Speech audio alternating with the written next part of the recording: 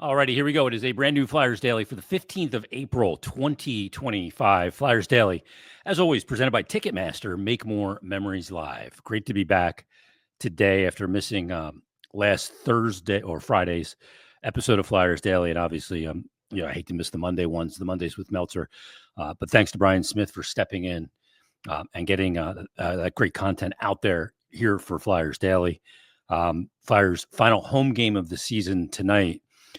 Yours truly, as we sit here at 8 p.m. On the 14th, yesterday, are going to do everything we can to get in that building tomorrow night. We are going to try and be there. My wife has volunteered to take me to drive me home in case I don't have the strength to drive home, and try and make it to the final home game of the season. As you can tell by my voice, I am pretty beat up right now, definitely weak.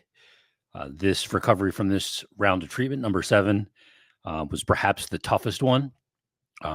Very difficult, and just started to turn a corner a little earlier today, allowing me to be able to do this podcast tonight. And what I wanted to want to do all of them. Sometimes I have to admit I can't, but here we are, and we're going to preview Flyers Columbus, and we're going to get into a lot of Flyer fan interaction in this episode as well. But thanks for everybody for hanging with me and being patient with me. Flyers in Columbus tonight at Wells Fargo Center. As I said, only 2 games left in the season. Flyers will wrap it up coming up on Thursday when they head on the road for one final road game of this season. Going to wrap it up on the road, but wrap it up at home tonight with Columbus. Thursday's game will be on the road in Buffalo, one of the teams that they're battling with at the bottom of the standings. We're going to talk about that regarding lottery odds. But as for tonight and Columbus was right in the mix. They were right there in a couple of days and a few times here pretty recently. They were in playoff contention, and then they hit a patch where they lost 9 of 10 games from March 4th through the 21st of March. And losing those games just killed them. They only got a point in one of them by going extra. That was a 1-0 loss in OT to Florida, but that sank their season. Since then, since March 28th, they've gotten some wins. They beat the Islanders on the road. They beat Vancouver at home 7-6 in a shootout. They beat Nashville at home 8-4, and then they had 3 straight losses: Colorado, Toronto, and Ottawa. 2 of those games on the road. Obviously, 3 good teams, all playoff bound. And now they've won 4 straight games: Ottawa, Buffalo, and they beat back-to-back, a home and home, with the top team in the Eastern Conference, the Washington Capitals. They beat them 7-0 and 4-1, which lands them here tonight in Philadelphia to take on the Flyers. Obviously, a team that went into the season with a ton of adversity, with the loss of Johnny Gaudreau, and really threw everything they had at a playoff spot. But it's just not going to be enough, as they will not get into the postseason. Zach Werenski leading the way, just a tick under a point per game player, 78 points in 79 games. Great year for him, 22 goals, 56 assists, 19 assists on the power play. He'll be a Norris finalist, as he should be. Kirill Marchenko, second in points with 72 points in 77 games. Kent Johnson up there with 56 points in 66. Sean Monahan. Adam Fantilli in year 2, 52 points. 29 goals, though, in 80 games played. So some pretty good numbers. They've gotten some good performances out of some players that are key for their future. But when you look at this team as well, you look at goaltending, and it's been something that's undone them a bit. The guy who's carried it the most has been Elvis Merzlikins, an .892 save percentage. Not good enough. A record of 26, 21, and 5, but an .892 save percentage below league average. Tarasov's played 20 games for them. He's given them .881. And Jack Greaves has played in just 9 games, 5-2 and 2, 926. But overall, team save percentage of .893 isn't going to get it done and get you into the postseason. And when you look at the standings, there's always a key stat, and it's that stat of goals for versus goals against, goals allowed. Now, Columbus is still in the mix. I mean, they're not mathematically eliminated yet. They have 85 points. They're 4 points back with 2 to play. They need everything to go right for them, which is going to be obviously very difficult in this wild card mix here in the Eastern Conference. But when you look at Columbus, and really, I mean, -3 in goal differential, they are actually in better position plus 18 to where Montreal is at minus 21. Minus 21 going to defy the odds of getting into the playoffs with a pretty substantial goal differential for the Montreal Canadiens. We'll go back to last year. Washington got in as the 8th seed, wild card number 2, at minus 37. But all the other teams plus in the green. Very decisive category when it comes to determine who's got a chance to make the playoffs and who does not have a chance. Flyers, when it comes to goal differential, minus 26. Worse in the conference. Or that was last year, minus 26 last year. This year, goal differential for the Flyers, we know they've given up just way too many goals, minus 44. Only Boston and Pittsburgh have given up, are more to the negative in goal differential. Pittsburgh is sitting at minus 53 and Boston at minus 49. Worst in the league, 101, the San Jose Sharks. What they have trotted out this year has been absolutely abysmal. 80 games played, 20 wins, 49 losses, 11 OTL, 51 points. That's how in the rears they are. 101, minus 101 in goal differential. And so people look at them and they go, well, they got Celebrini, they got some players, they got some pieces there. Maybe they're going to get the number 1 pick overall pick again. We'll see. Certainly going into it with the best odds to do so, 25.5% chance of landing the number 1 overall pick, an 18.8% chance of number 2, 55% chance of number 3 to add to Celebrini. Flyers right now in the 6th position when it comes to lottery odds at 7.5% to get the number 1 overall pick, 7.7 for 2, 0.2 for number 3, 34% chance at number 6, a 41% chance at number 7, and a 9% chance to drop back to number 8. We'll see how this all plays out. But I saw an interesting tweet, and it came from somebody that I don't agree with a whole lot when it comes to the things they tweet or think about the game in like-minded. But Russ Joy from Snow the Goalie put out a tweet, and he said, "I'm Team Tank. I'm not in agreement with that part." He said, "I'm Team Tank. This is well known, but I don't know what people want the Flyers coaches and players to do. They won't actively go out and lose games. The front office traded 5 rostered players. They can't healthy scratch Mishkov for fun. What do people reasonably expect them to do down the stretch?" Because people are saying, oh, this is typical Flyers. They're screwing this up. They're screwing up their chances to get a higher draft pick. Yet a lot of these same people rue the fact that Zeev Buim was taken 12th overall, and you can't get a good player outside the top 5, but yet he was taken 12th overall. Anyway, I digress. But you look at a lot of the teams that when they're eliminated from playoff performance and they're coming down the stretch, and all the pressure is off. That's why you got to be careful what you put in to what's happening right now for the future as a harbinger of things to come. And you go, well, how are other teams doing? Buffalo, for example, won 9 out of 10 games when they were eliminated from March 23rd to April 8th. The only loss they had was to the Flyers, 7-4. They had won 9 of 10 games when the pressure was released. Now they've lost 3 straight and are heading into their game tonight against Toronto and then Thursday against the Flyers. But when that pressure is released, it has an impact on teams. It's had an impact on Buffalo. Look at Pittsburgh. Even Pittsburgh, they had a 4-game win streak, a loss, and then a win. So they won 5 out of 6, then lost 3 straight, and now they've won 5 of their last 6. So this happens with these. Look at Seattle in the Western Conference. They've won 5 of their last 8 games. When the pressure is released, these teams will tend to get wins down the stretch. It's a combination of them playing without pressure and playing teams that are already solidified in position. That's kind of what it comes down to sometimes. And that's why you see these teams at the end of seasons picking up wins when it seems antithetical to do that to improve your draft position. But that's what happens. Where it all comes out, we shall see. Let's get to the you portion of this. We're going to read a couple emails, and we're going to go through a tweet I put out about this Flyer season. First email comes from John Garber. Hey, Jason, let's try this again. My last email about Zamula was horrible, but what is his future with the club? He's been one of 7 defensemen this year, averaging 16.33 of time on ice per game, over 60 games this season. Not great, but not also the worst either. So what is the future of Zamula? Well, if you look at what they have now, and I'm not going to assume no changes on the blue line, but with Emil Andre, is he a top 6 defenseman out of camp next year? If that's the case, and I believe it should be the case, then that comes at the cost of Yegor Zamula.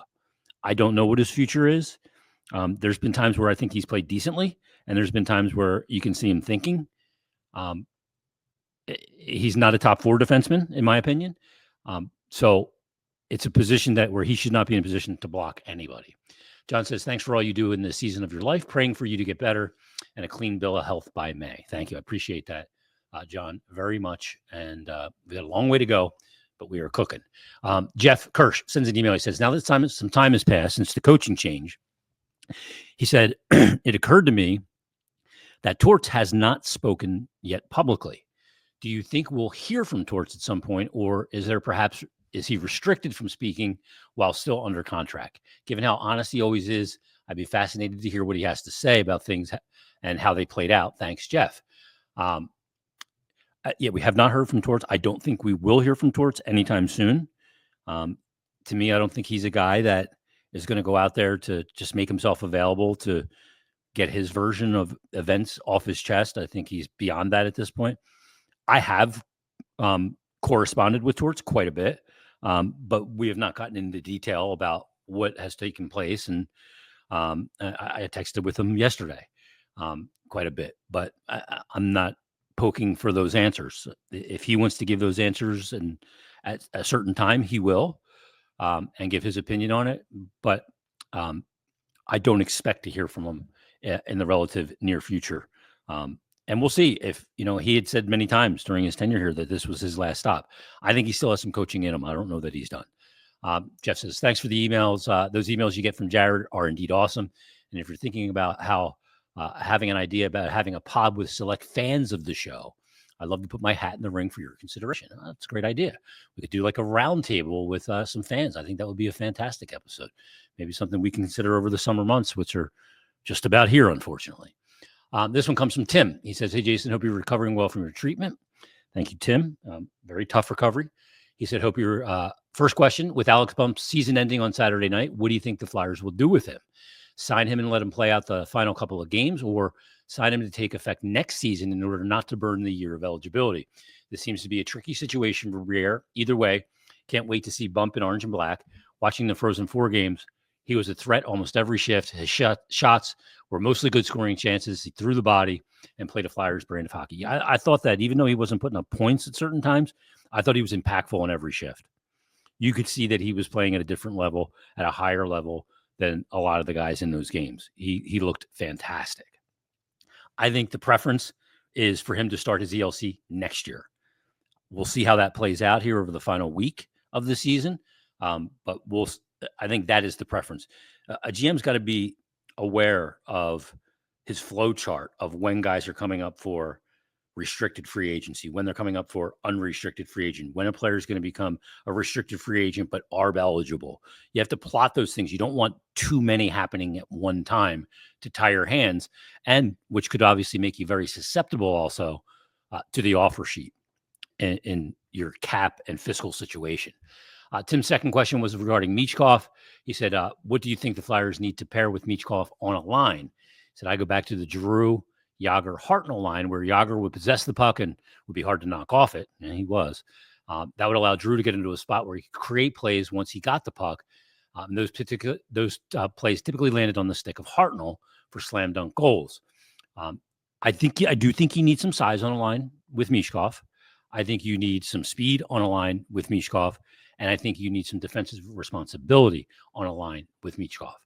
I think you need to check all of those boxes. The line with him, Konechny, and Couturier has worked. I'd like to see Mish add some more pace to his game. Not that he needs to use it all the time, but that he can use it some of the time.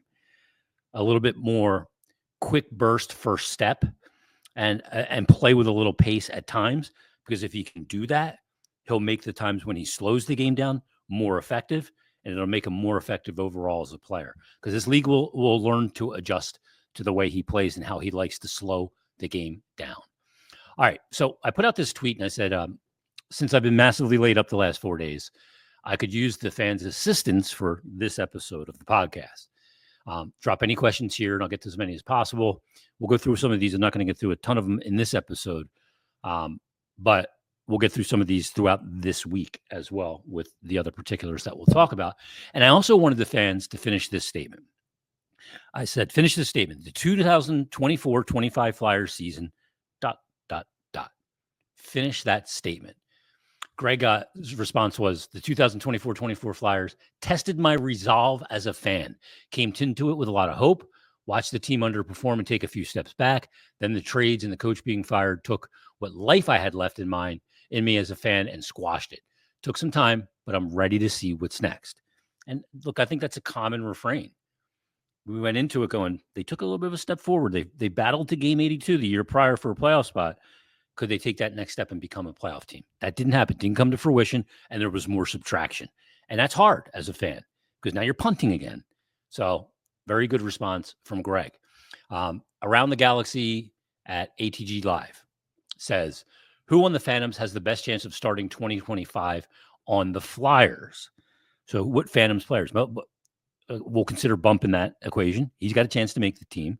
Obviously, you look at a player like Chetlachenko, who's there now. He's got a chance to make the team. I don't know that there are any slam dunks. I don't look at Hunter McDonald and say slam dunk.